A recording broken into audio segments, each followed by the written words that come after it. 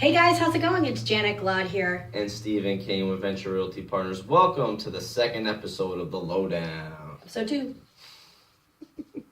So we just wanted to come back to you this summer just to talk to you about that the supply continues to drop. Basically just meaning that our residential resale inventories are down, going down 5.6 months of inventory that we have right now. Basically what that means is that 6 months is that pendulum. Mm-hmm. So the closer away, so the lower we get from that 6 months is the seller market. We're moving closer and closer that way.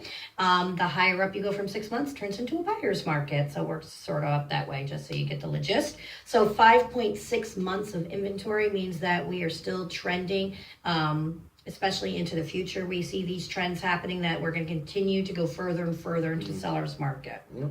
It's decreased, inventory has decreased, 19.4% from last year. So low inventory on the market right now, which the buyer demand is still strong because of the low interest rates we have.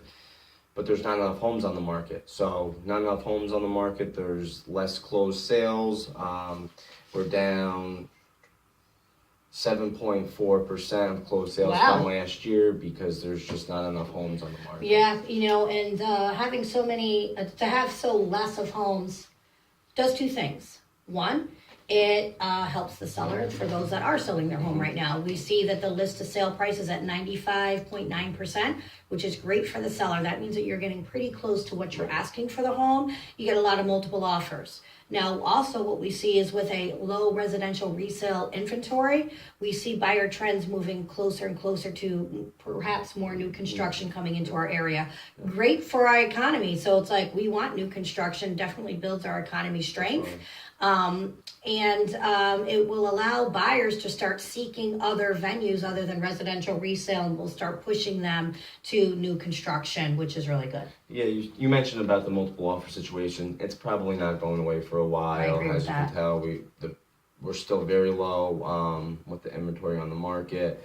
So it's important for any buyer, if you're a buyer out there, to be a really strong buyer, have a really good pre-approval letter. If you can get it to a conventional loan, get a conventional loan instead of an FHA loan. That's a true statement. Try to not have seller's concessions. If you do need concessions, that's fine too. We can take care of you.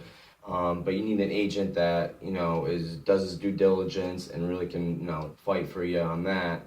But it's also important for a buyer to be strong if you have a house to sell. Oh, exactly. Yeah. So a home to sell, that means you have a contingency.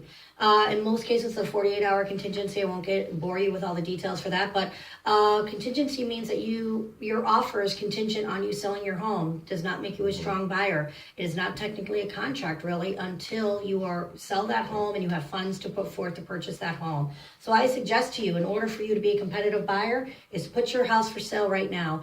Don't be scared about it. You can always make the contract that comes in contingent upon you finding your home of choice. So don't be afraid about that, but you really should have your home under contract before you start seeking to purchase another home, because when you are in multiple offers and you have a home to sell, does not make you a very strong buyer. So we just wanted to touch base a little bit about that, and that's pretty much it. That's the Lowdown, episode 2, Venture Realty Partners. We'll see you in the fall. Take care.